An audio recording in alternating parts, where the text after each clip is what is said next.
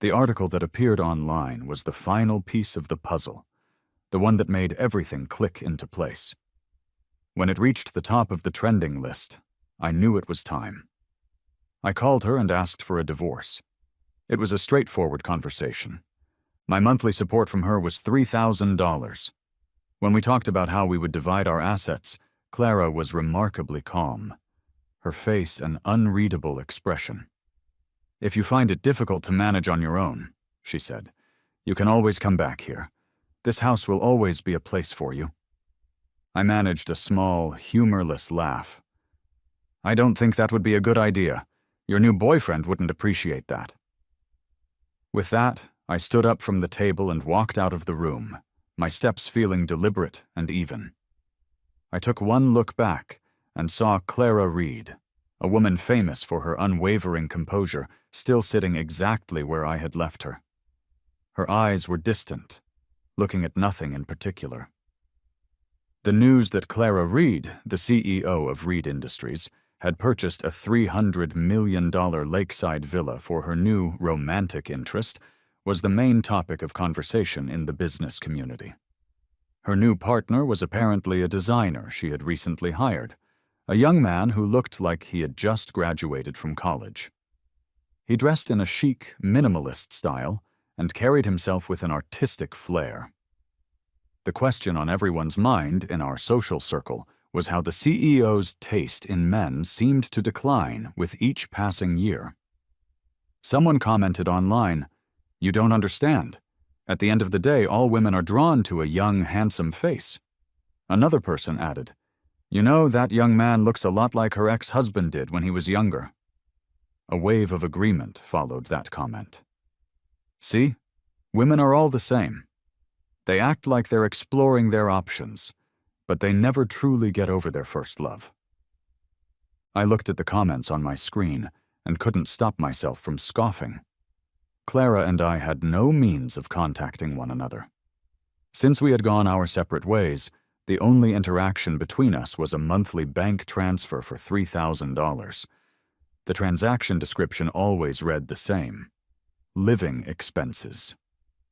In her world, a new lover was worth a $300 million mansion, while an ex-husband was worth a mere $3,000.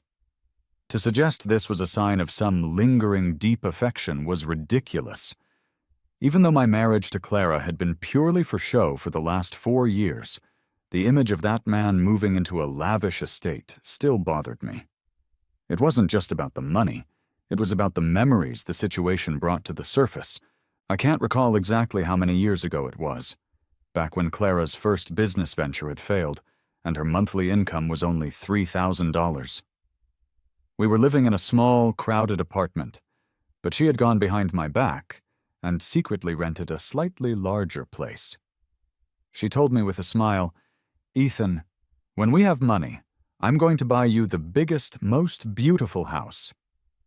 I found out later that the rent for that slightly bigger place was exactly $3,000 a month.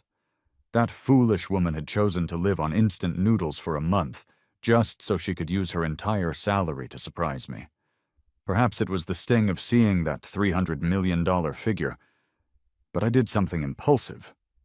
I opened my messaging app, found Clara's name, and sent her the first message I had initiated in years. "So, where is my mansion?" I didn't actually expect her to reply, but as the hours passed and my phone remained silent, I found myself unable to sleep. I tossed and turned until the sun came up before finally falling into a restless sleep. Around noon, my phone rang. It was the family butler calling to gently inform me that I was running late. I checked my calendar and realized it was the scheduled day for my monthly visit with my son. It was also the day I dreaded more than any other. I hurried over to the mansion and found Leo sitting on the living room floor, engrossed in his toys. A young man was sitting with him, watching him with a soft, affectionate look. To anyone walking in, they could have easily been mistaken for a father and son. I stood there for a moment, recognizing him as the man from the news articles. "What are you doing here?" I asked. He looked up at me, and his eyes immediately became red and watery. It was no wonder Clara was willing to spend so much money on him. Even his expression of hurt looked artfully tragic. Just at that moment, Clara came down the stairs, and a single tear traced a path down his cheek as she approached. Clara looked as though she had just come from the shower, dressed only in a silk robe. A droplet of water ran down her neck, passing over an intimate red mark that caught my eye and made me feel a sharp pang of something I didn't want to name. They were clearly comfortable with each other, I thought, feeling momentarily lost. "What are you crying about?" Clara asked him, her voice gentle and caring. "Miss Reed," the young man said, getting to his feet and looking at her with a timid expression. "I don't think Ethan wants me to be here. I should probably leave." He started to walk away, but before Clara could respond, Leo grabbed his hand. "Don't go! You're not allowed to leave!" The young man then picked Leo up. "Leo, your father is here to see you. I should give you two some time alone." Leo turned and gave me a look filled with animosity. "I hate my dad. He doesn't care about me at all. I only like you." The two of them then held on to each other, crying softly. Their display made me feel like an unwanted intruder in my own family's home. I watched them for a moment before speaking. Perhaps I should come back another day. I meant it as a considerate gesture, but Clara's expression immediately hardened. She looked up at me, her eyes cold. "Ethan, do you think this is a hotel? That you can just come and go whenever you please?" I was about to reply when I heard the butler's voice from the doorway of the study. "Sir, Mr. Reed would like to see you." Inside the study, Mr. Reed was seated on a large leather sofa. His fingers tapped an impatient rhythm on the armrest as his sharp gaze assessed me from head to toe. "Your health is poor, and you don't have the time to properly look after Leo," he stated. "Ryan is the son of a distant cousin of mine. I specifically brought him here to help take care of Leo. Do you have an issue with that?" I simply shook my head. Mr. Reed nodded. "As for you," he went on, "a man who can't even keep his wife and child is the most useless kind of man in the world." I mumbled in agreement. "You're right. I am useless." Past experience had shown me that arguing with Mr. Reed was a futile exercise. Agreeing with him typically resulted in less trouble for me, but I was not prepared for what he said next. "You will sleep with Clara in the guest room tonight. Use this opportunity to have another child. Then you won't have to be concerned about Leo anymore." I was in disbelief. Isn't Leo enough? Leo isn't perfect, after all. "It would be better to have another healthy boy," Mr. Reed said. "If that's the case," I heard myself say, my voice suddenly devoid of warmth, "wouldn't it be better to have one with Ryan? It's all Reed family blood, isn't it? What does it matter who the father is?" Mr. Reed was momentarily speechless, his eyes shifting away. "He can't. And you are Clara's husband now. This is your duty." I should have just said, "I understand." But the words that came out were, "I don't want to." A sharp slapping sound followed. I didn't leave the study until late that afternoon, the red imprint of a hand still burning on my right cheek. I stood in front of the bathroom mirror, repeatedly splashing cold water on my face. I had been through this kind of confrontation so many times. Why could I never manage to control my reactions? As evening approached, I assumed they wouldn't expect me to stay for dinner. A dull ache was starting in my stomach. Just as I was about to quietly leave, I heard a soft voice call out, "Dad?" I stopped in my tracks. Leo was standing at the far end of the hallway, holding a small model he had built with Legos. I quickly tried to cover the swelling on my face and crouched down to smile at him. "Have you eaten dinner, Leo?" He looked at me for a long moment, then abruptly threw the Lego model into a nearby trash can. "Why would you throw away a perfectly good toy?" I asked gently. "You should take care of your things." "It's ugly," Leo said, his voice flat. "I don't like it at all." I didn't say anything. I knew that building things was not one of my strengths. The Lego model was uneven and looked clumsy. "You're not allowed to make Ryan go away," Leo continued, his brow furrowed. "I often think, if only Ryan were my dad, that would be so much better." He glared at me with clear resentment. "Remember, if Ryan leaves, I will never, ever forgive you." With that, he turned and ran off. I stayed where I was, frozen in place for a long, long time, feeling the warmth in my body slowly drain away. It was as if I was watching myself from a distance, a pathetic figure crouched in the hallway. I don't know how much time passed before I managed to stand up and walk mechanically toward the exit. Just as I was about to hail a taxi, a black sedan pulled up beside me. The window rolled down to reveal Clara's cold, expressionless face. "Get in?" Clara drove me to a small, familiar restaurant nearby. The owner recognized us immediately and greeted us with a warm smile. "The usual? 2 bowls of wonton soup?" Clara shook her head. "Just one." As I bent my head over the bowl to eat, Clara answered a phone call. "Ryan, what's wrong?" I couldn't help but watch her face. As she listened, the corners of her mouth lifted into a slight smile, and her eyes were soft and attentive. She used to look at me that way, but over time the space between us had grown wider, and our interactions had become colder. The gentle girl from my memories felt like someone I had dreamed up. I had even started to wonder if my memory was failing me. But seeing her now, I realized it wasn't. She still had that gentle side, it just wasn't for me anymore. In that instant, a deep and profound weariness settled over me.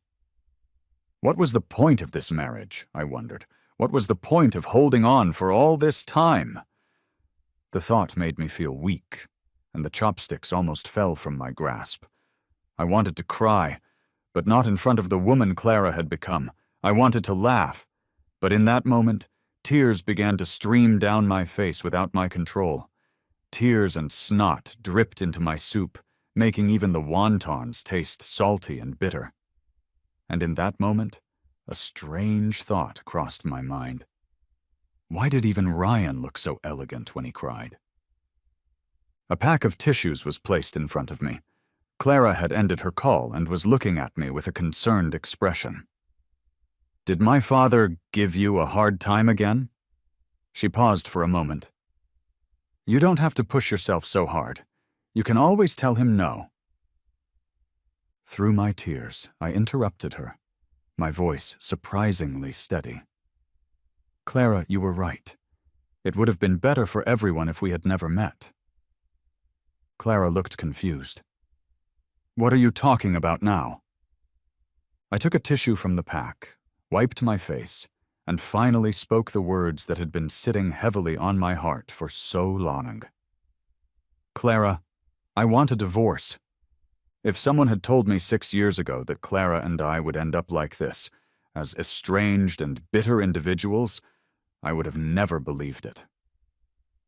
After my parents passed away, I lost the only support system I had. My childhood was a chaotic series of moves from one relative's house to another. My life was defined by a constant state of uncertainty, never knowing when I would be uprooted and sent to a new home. Growing up in that environment, it was no surprise that I wasn't a particularly easy person to be around. After I was accepted into design school, I met the brilliant and popular Clara Reed. To this day, I still don't fully understand why, with all the handsome and talented men at our school, she chose to be with me. All I know is that our first love was incredibly sweet, and sweet things are often temporary. The first time I went home with Clara for the holidays, We hadn't even had a chance to sit down before her parents threw all the gifts I had brought, along with the two of us, out of their house. If you are determined to marry him, then you can consider us no longer your parents. I stood shivering in the cold winter air. How had this happened? They're always like this, Clara said, her expression calm. They are control freaks. They always want to dictate my life. Seeing my pale face, she reached out and playfully pinched my cheek. I couldn't help but laugh as I dodged her hand, nearly losing my balance. Don't worry about them, Clara said, taking my hand, completely unfazed. I'm their only daughter. What parents can truly disown their son-in-law forever if their daughter refuses to back down? The wide streets were covered in a fresh layer of snow, and holiday decorations lit up the storefronts around us.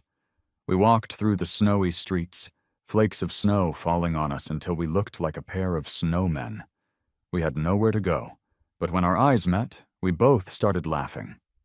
After we had been walking for a while, I said with concern, "You should let me walk. I don't want you to get tired." Clara was insistent. "You have a weak constitution.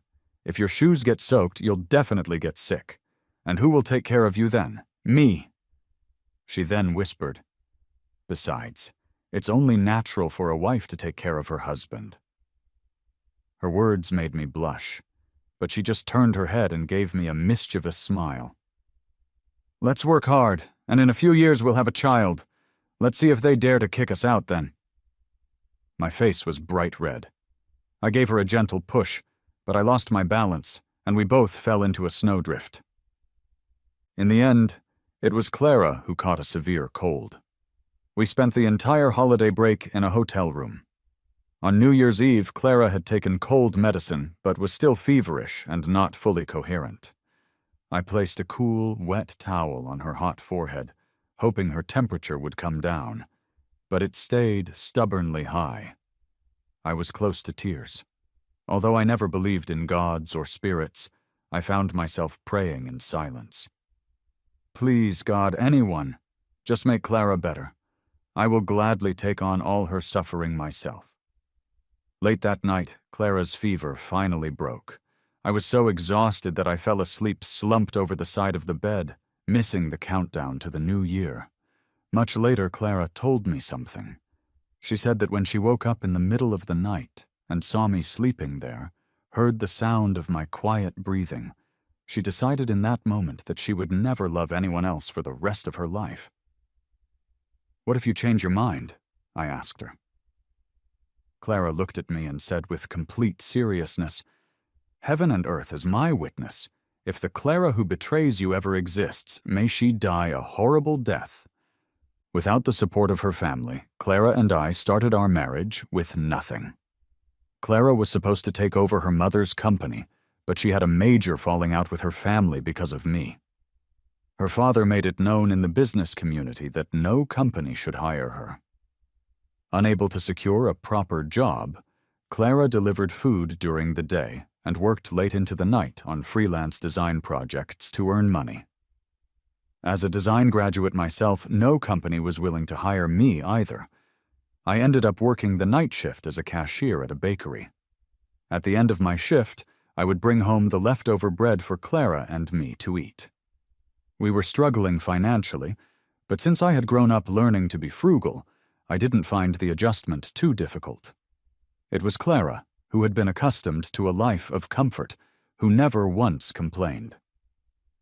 As Clara started getting more and more design work, our financial situation slowly improved. At least we could afford to have a nice meal out once a week and didn't have to watch every penny we spent. Soon after, Clara became pregnant. 10 months later, Leo was born. Clara was incredibly happy, but she would often stare at her phone with a distant look. She desperately wanted to share the happy news with her parents, but her pride prevented her from being the first to reach out. I secretly got her father's phone number from an old classmate. One night while Clara was sleeping, I called and told her mother that our son was almost a month old. Mrs. Reed, who was away on a business trip, was thrilled, and said she would come back immediately to see her grandson. Who could have known that this single phone call would be the catalyst for a tragedy that would cause us unending pain? Perhaps due to her emotional state, Mrs. Reed's car collided with a vehicle driving in the wrong lane on the freeway as she was rushing back. The car burst into flames upon impact and fell from an overpass, resulting in her death. Standing in the funeral home, the entire situation felt like an unbelievable nightmare. Clara and I were kneeling in front of the memorial altar. Mr. Reed walked up to me and, without saying a word, slapped me hard across the face. I didn't move. I knew deep down that I was responsible. "This is all your fault," Mr. Reed said, his eyes empty. "My daughter wouldn't listen to me because of you. And now my wife is dead because of you." He looked at me, his voice shaking as he asked, "What did our family ever do to you?" He lunged at me in a surge of anger, but Clara quickly stepped in to restrain him. His heartbroken sobs filled the funeral hall. Clara held him, her eyes red, but she never once looked in my direction. For the entire day, she treated me as if I didn't exist. The quiet indifference was more painful than all of Mr. Reed's accusations. After the draining funeral, we saw the last of the guests off.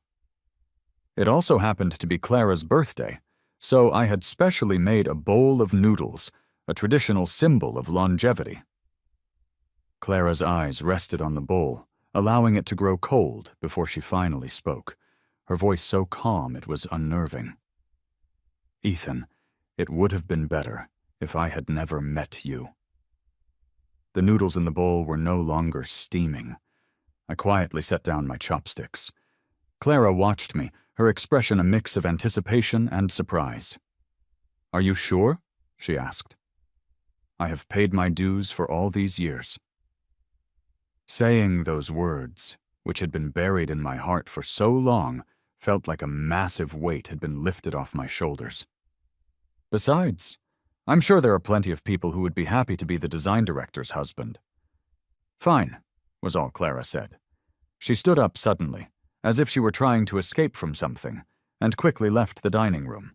Once the required waiting period was over, I got in touch with Clara to calmly go over the details of the divorce. We came to an agreement quickly. "You don't want Leo?" Clara asked. "He'll be in a better situation with you," I said, "and he would prefer to be with you anyway." The lawyer finalized the division of our assets, and the clerk at the city office stamped the official documents. Just like that, the marriage between Clara and me was legally over. As we were preparing to leave, it seemed as though the hard exterior Clara had built up over the years had softened slightly. She was quiet for a moment before speaking softly. "Ethan, you are still his father. Let's just let the past be the past.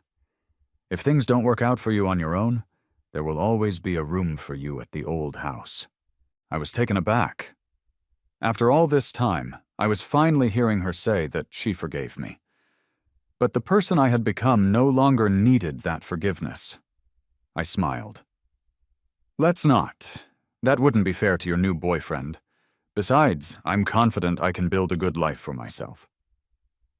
With that, I walked away with a newfound sense of lightness. Clara remained seated, a thoughtful expression on her face. I moved into a new apartment and had no communication with the Reed family for a long time. After years of being a stay-at-home husband and father, trying to re-enter the professional world made me realize how competitive the job market was. While I was searching for jobs, I kept seeing news updates about Clara and Ryan. Either Ryan was with her at a design exhibition, or they were traveling to another country together for work. In the pictures, Clara looked thinner, and her gaze seemed even colder. Ryan was always close to her side, his eyes filled with admiration. Someone on social media accused Ryan of being a homewrecker, to which he quickly responded, "Sorry to disappoint you, but Clara is single now." Old friends began to message me, asking what was happening. I sent a standard reply to everyone. Yes, Clara and I have separated. Everyone expressed their regret and offered their sympathy, but only my friend Mark sent a different kind of message. How are you holding up? I replied honestly, looking for a job, but it's not going well. Do you have any openings? Mark responded right away. I knew you would ask me that sooner or later. You got tied down by marriage too early and became a father too fast. That's why you've been living in Clara's shadow for so long. Come work with me. Love, women. None of it is as reliable as having your own skills. Reading Mark's message, I couldn't help but smile. Mark and his partner had established a design studio, and I was about to begin a new chapter of my life as an assistant designer.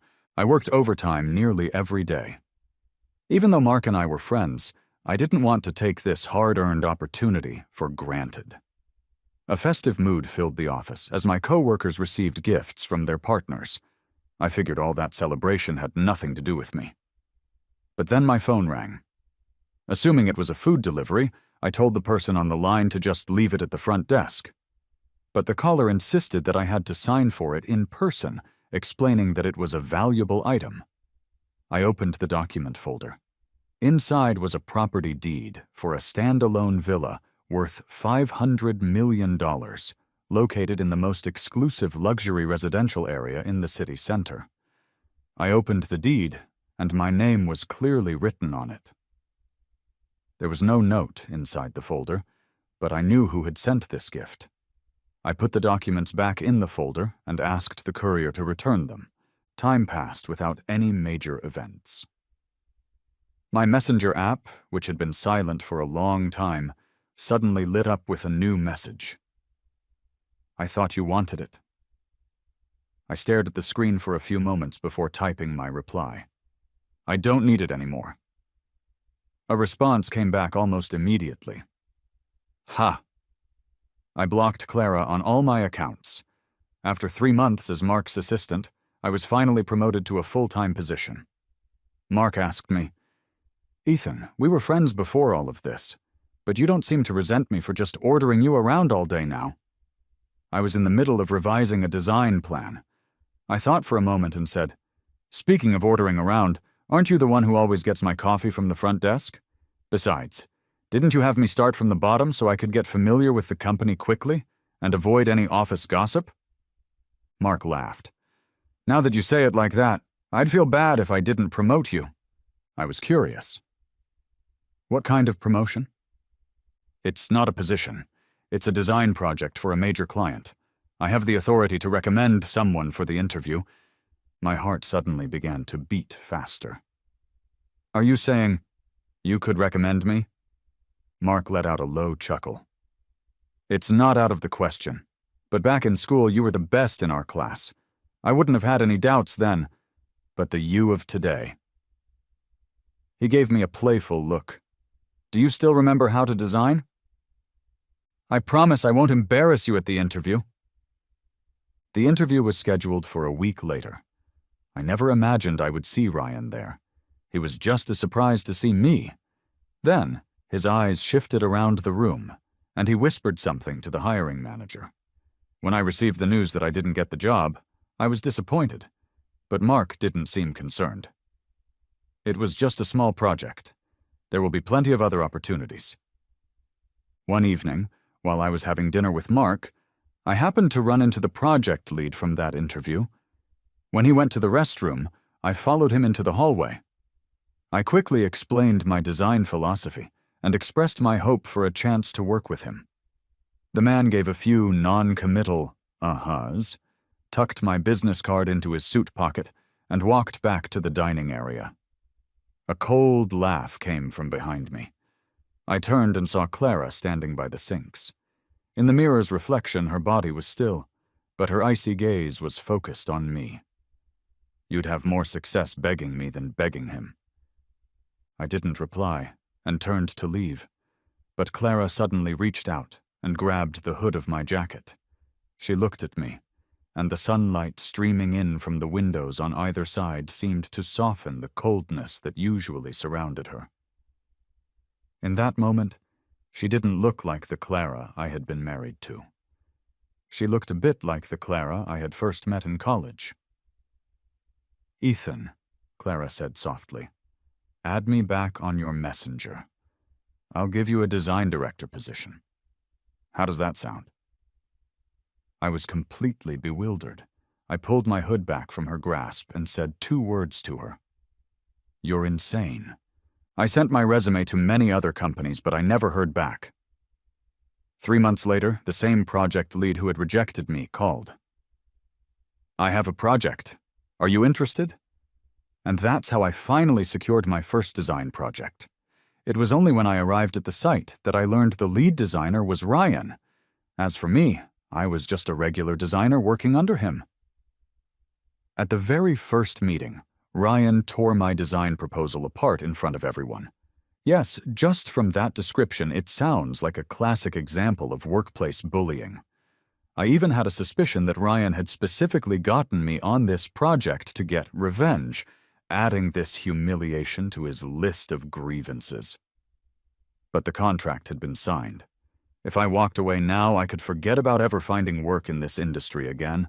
Besides, it was just criticism. I lowered my eyes and sneered internally. Haven't I been berated by Mr. Reed enough times?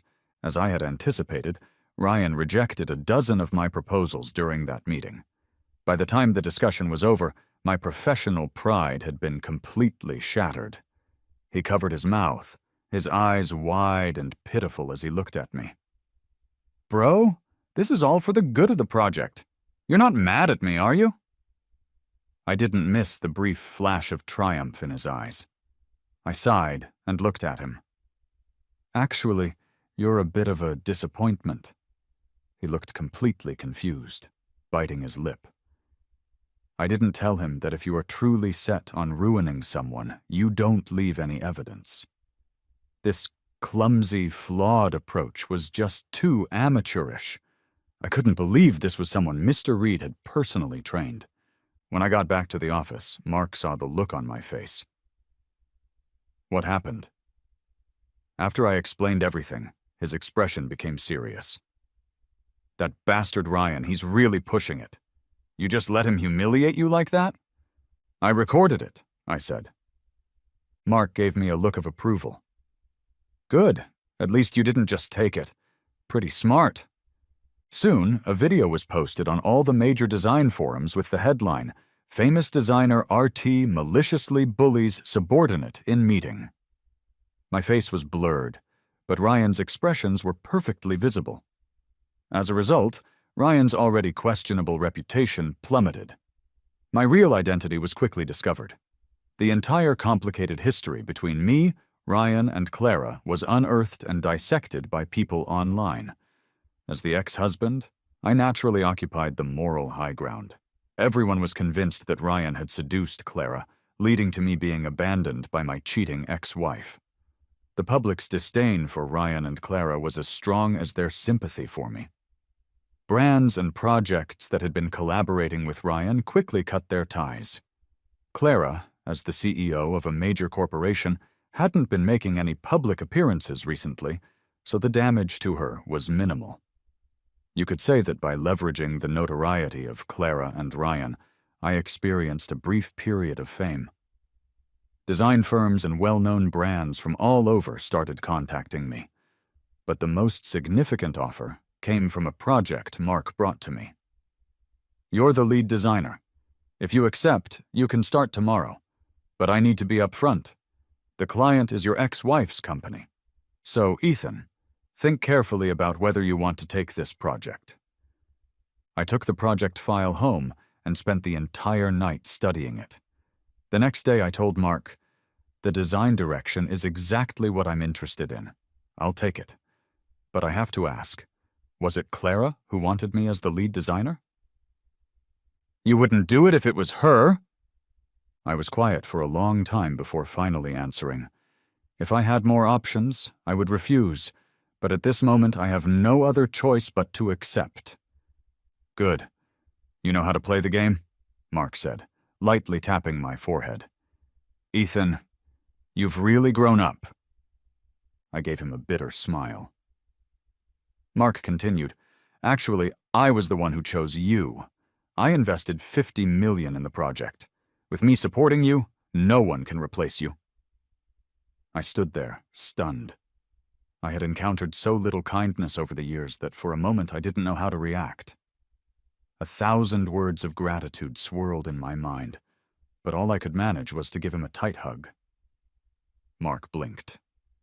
"Don't get too emotional. At my core, I'm still a profit-driven businessman. You just do your best. This project has at least an 80% chance of success." Although we were now working together, Clara and I kept a polite and professional distance. There were several times when Clara looked like she wanted to say something, but after seeing my cold expression, she would turn away, her face looking troubled. 3 months passed quickly. Then, on a rainy night as the project was nearing completion, whether it was due to the driver's carelessness or the poor road conditions, the taxi I was in suddenly lost control, skidded, and crashed into the guardrail. The world spun around me, and my ears were filled with the sound of screeching tires.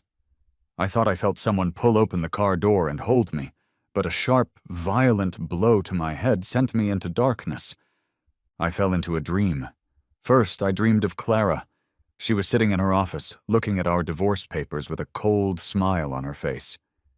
"Ethan, it would have been better if I had never met you." Then, I dreamed of my son, Leo. He was holding a toy and looking at me with a hurt expression. If only Uncle Ryan was my dad. I called his name repeatedly, but Leo just put on his backpack and happily walked away. The past flashed through my mind like a series of slides, finally stopping on one particular image. A funeral home. My mother was lying peacefully in her casket, surrounded by flowers and white cloth. Tears fell, wetting the lid of the coffin. My father stood behind me, trying to hold back his own tears, his hands gripping my shoulders tightly. He was crying because he was now a widower. At only 6 years old, I was completely unaware of the finality of it all. After the funeral, my father quietly left. I was left behind like a little beggar in a dilapidated house. There was no food, no clean clothes. I had to search through trash cans to find something to eat. After 6 months, I was thin, dark, and filthy. Finally, my father came back. But when he saw me, there was no joy on his face. Instead, he broke down, shouting, "Why are you still here? Why did you have to wait for me?" Terrified, I hid under a table, trembling. My father stared at me, then suddenly grabbed a rusty knife from the kitchen, tears streaming down his face. "Ethan, if I had never had you, would everything be different?" All these years, I had always been the one who was left behind. The people I was closest to either wished I were dead or wished I had never been born. No one had ever truly loved me. Even the brief moments of warmth were just illusions that disappeared in an instant. I had always lived in the shadows, unloved and with no expectations. If God had let me live only to experience this suffering, then what was the point of living at all? Looking at the man holding the knife, a hopeful smile spread across my face. "Dad, are you finally here to take me with you?" As my life seemed to be fading, I stopped fighting. I felt my consciousness breaking apart into specks of light, slowly drifting away. Then, I heard a song. It was a sad male voice, like the lullabies my father used to sing to me when I was a child. "Row, row, row your boat gently down the stream. Merrily, merrily, merrily, merrily, life is but a dream." He had wanted to end my life, but his eyes were filled with a deep, loving kindness. A sharp pain shot through my heart, but then the image of a smiling face flashed in my mind. Mark. He was still waiting for me. He had invested $50 million in me. He had never given up on me. In that instant, a powerful desire to live surged through my body. When I opened my eyes again, I was in a hospital room. Clara was slumped over the side of the bed, asleep, with faint shadows of exhaustion under her eyes. I moved slightly, trying to reach the call button for the nurse, but Clara's eyes opened instantly, and she pressed it first. She stared at me. "Ethan, is it so difficult for you to ask me for help?" "Why are you here?" I asked. "You were in a car accident. I called the police." Clara's voice was hoarse. "They've already determined that someone tampered with the brakes. It was Ryan. He bribed the mechanic. He's young and foolish. I'll apologize to you." "On his behalf," Clara said. I shook my head. "It wasn't Ryan." Clara started to say something, but I pointed to the door. "Can you please leave? I want to rest." She got up and walked toward the door, then turned back halfway. "Who was it then?" I met her gaze, then looked away. "It has nothing to do with you." Clara stared at me, and then her anger erupted. She kicked the hospital room door. "Right. It has nothing to do with you. You almost died, and that has nothing to do with me, is that it? Ethan, I wish I could cut open your chest and see if there's anything inside. Yes, my mother died because of you, but when have I ever blamed you for it? You blocked me, you changed the locks on our home. I was married, not widowed. In all these years, have you ever once fulfilled your duties as a husband? Have you ever once considered my feelings or understood how hard it is to be your wife?" I was silent for a long time. "Clara, you were the one who proposed. So this is all my own damn fault?" Clara laughed coldly. "Then there's really nothing left for us to say." She slammed the door and stormed out, filled with resentment. I thought she wouldn't return. But at noon, Clara walked in with a grim face, carrying a lunchbox. She didn't say a word, but carefully arranged the containers of food. "Thank you," I finally said. The nurse on her rounds glanced at us and said with a smile, "You two are such a loving couple." "Thank you," Clara replied. "We're divorced," I said at the same time. Clara's face instantly fell. The nurse, sensing the awkwardness, quickly changed my IV and left. I expected Clara to get angry, but she just lowered her head. It was as if her perpetually straight spine had suddenly bent. "Ethan, I almost thought I'd never see you again. I finally understand. As long as you're safe and healthy by my side, nothing else matters."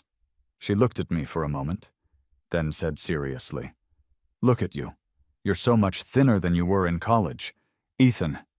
She turned her face away, her voice choked with emotion. "It hasn't been easy for you all these years either, has it? I was wrong. All this time I was so focused on my own pain that I ignored the immense suffering you were going through. We can't change the past, but the future is still long. Can you let me stay by your side forever and spend the rest of my life making it up to you?" I didn't respond. I just remained silent. The room was quiet. The glimmer of hope in Clara's eyes slowly faded. "You don't want to. In the end, it's still because of my mother's death. You've always resented me for it." "What do I resent you for?" I asked softly. "You resent me for taking my anger out on you?" "So you finally admit it," I laughed. "You knew all along. You were taking your anger out on me." I emphasized the words, "taking your anger out," and angrily turned my head away. That night, Clara had looked at that bowl of birthday noodles and said she wished she had never met me. At that moment, I had stood there, completely humiliated. If I hadn't made that phone call, if I hadn't told her mother about the baby, Mrs. Reed wouldn't have come back that night. Clara's mother, her father's wife, wouldn't have died. An overwhelming sense of guilt washed over me. I just stood there, thinking over and over, why wasn't I the one who died in that car crash? After that, no matter how angry Mr. Reed got, no matter what he did to me, I never said a word.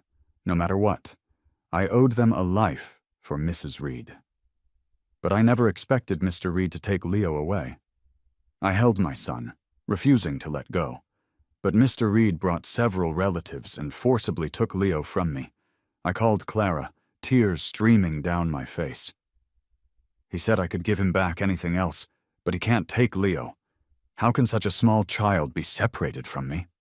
There was a long silence on the other end of the line before Clara finally spoke. You lost your child, but he lost his wife.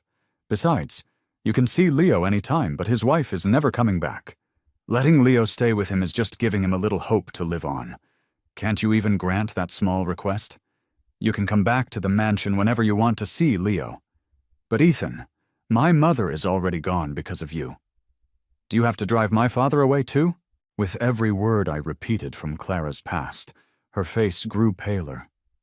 It was those words that forced me to rely on handfuls of antidepressants just to function. Every time I think about them, I feel like life is meaningless, like it would be better to just end it all. Clara stared at me, numb. I continued. Until one day, my therapist said something that was like a revelation. He told me that what separates humans from other creatures is self-awareness, to build an accurate perception of oneself, to discover one's inner worth. In other words, to define oneself reasonably and to accept that self from the bottom of one's heart. To deny parts of oneself is to destroy one's own psychological foundation. Self-respect is the fundamental basis for the continuation of life. That was a wake-up call. If I kept letting your accusations and condemnations echo in my ears, I would eventually break down. I finally figured it out. My mother-in-law's accident had nothing to do with me. You shouldn't have blamed me for it, and you certainly shouldn't have used it as a reason to hurt me. As for you, Clara, no matter how many apologies you offer now, you can't erase the trauma you caused me. I choose not to forgive you. That's not just my right. It's about reclaiming my self-respect. Ryan was just a pawn for you. If you really want to change, then stop messing with other people's lives. I've said my piece. Please leave. Clara stood up stiffly, staring at me. There was never anything between Ryan and me. I just saw how distant you were, and I wanted to provoke you. Anything was better than you ignoring me completely. I shook my head and closed my eyes, exhausted. That night, Mark rushed back from his trip. He stood guard at my hospital room door, ensuring Clara couldn't get near me again. I was in the hospital for 2 whole months. The final checkup report showed that, thankfully, there were no lasting complications. I have 2 pieces of good news for you, Mark said. One was that the final version of the design plan was complete. The other was that Ryan had been sentenced to 3 years for attempted murder. After the verdict, Ryan panicked and confessed everything in prison, including the fact that my father-in-law, Mr. Reed, had tampered with Mrs. Reed's brakes 6 years ago, causing the fatal accident. Mark watched my reaction. You don't seem surprised at all, he said suddenly. It's like you already knew. It was true, I did know. I just hadn't known for long. One day when my father-in-law was napping in his room, he kept calling out his wife's name. His voice wasn't filled with longing for his late wife, but with deep fear and unease. That became one of the main reasons I finally decided to file for divorce. I had thought I was atoning for a sin, but I had been carrying a false accusation from the very beginning. Because of Ryan's confession, the public learned that Mrs. Reed's death was not an accident, but a murder. The police brought my father-in-law in for questioning. He vehemently denied it, but to reduce his own sentence, Ryan provided a recording of a phone call Mr. Reed had with a family member back then. In the recording, Mr. Reed's voice was ice cold. That kind of woman, so glamorous on the outside, but she's been having an affair for ages. Every time I see her, I wish she would just disappear. She's going to see Clara tomorrow. Tamper with her car tonight. An attempted murder case had uncovered an even bigger murder. This turn of events left Clara anxious and devastated. Soon, news came that my father-in-law, who was supposed to be in custody, had escaped. As the police launched a massive manhunt for him, I lay in my hospital bed with a sense of unease. I woke up with a start to find a hunched, dark figure standing by my bed, staring down at me coldly. I was shocked. Dad? It was my father-in-law. I had no idea how he had gotten into the hospital. His face was twisted. "Don't call me Dad!" A glint of metal flashed from his sleeve. I immediately realized he had a weapon. My father-in-law was really going to kill me. "Dad?" I said, looking at him calmly. "Is something wrong?" He stared at me and let out a sinister laugh. "Aren't you scared? You were the first one to know. Why didn't you ever say anything?" He said viciously, "Now that the police have found out, I have nothing left to lose. I used to live in fear every day, worried you'd spill the beans. Ethan, it's all your fault that my life has been so miserable." I sighed.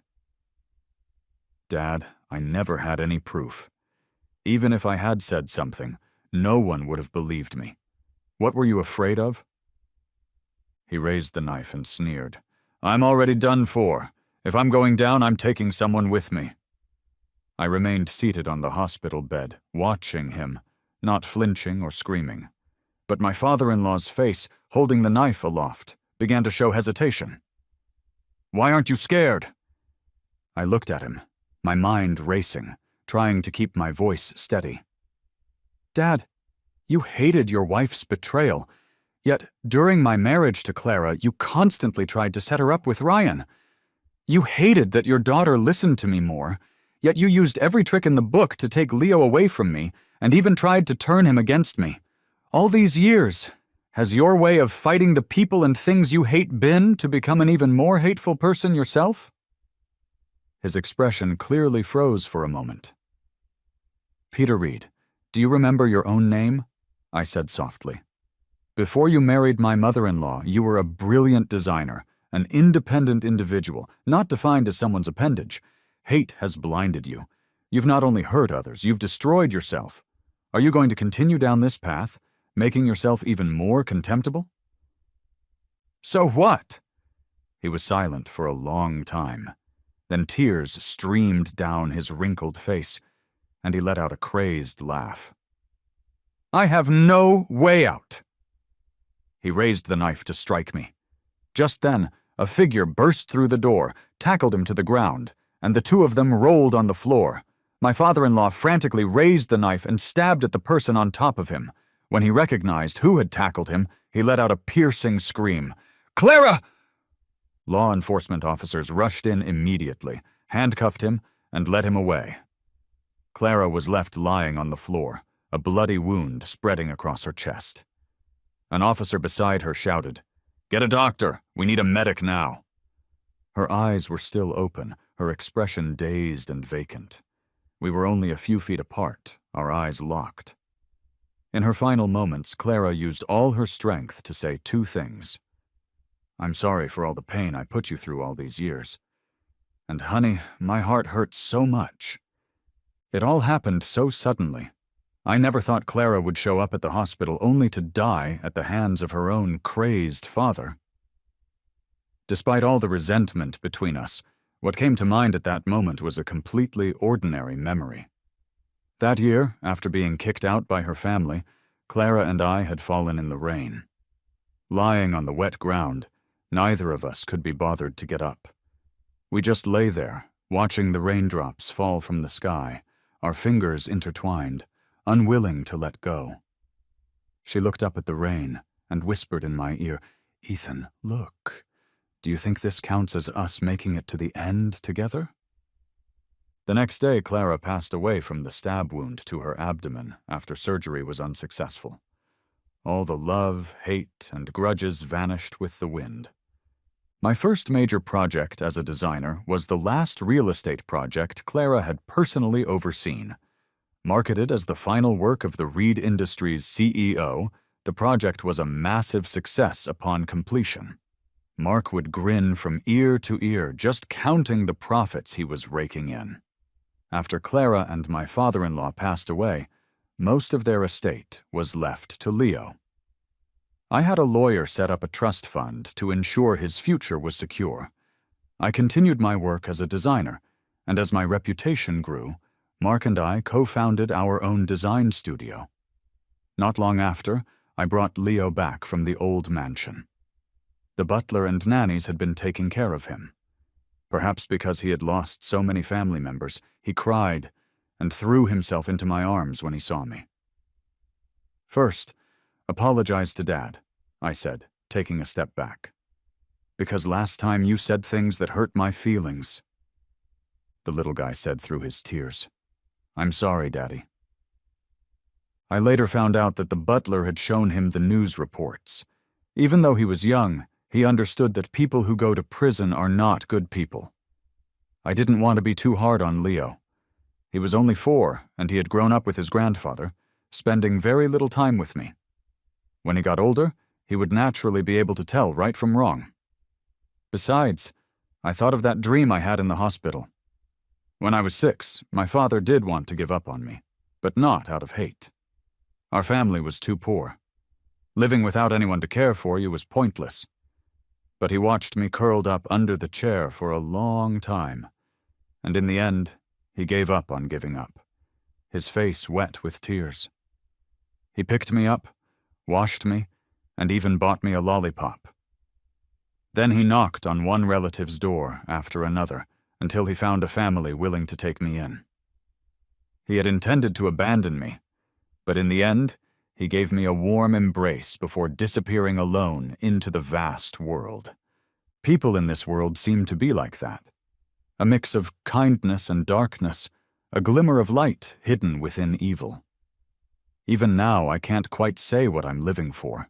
Perhaps there's no need to ask for meaning in the first place.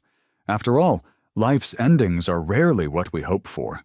It's either separation or a tangled web of love and hate. But none of that matters. To have experienced those unforgettable moments together is enough. Because a moment of sincerity is an eternity of meaning.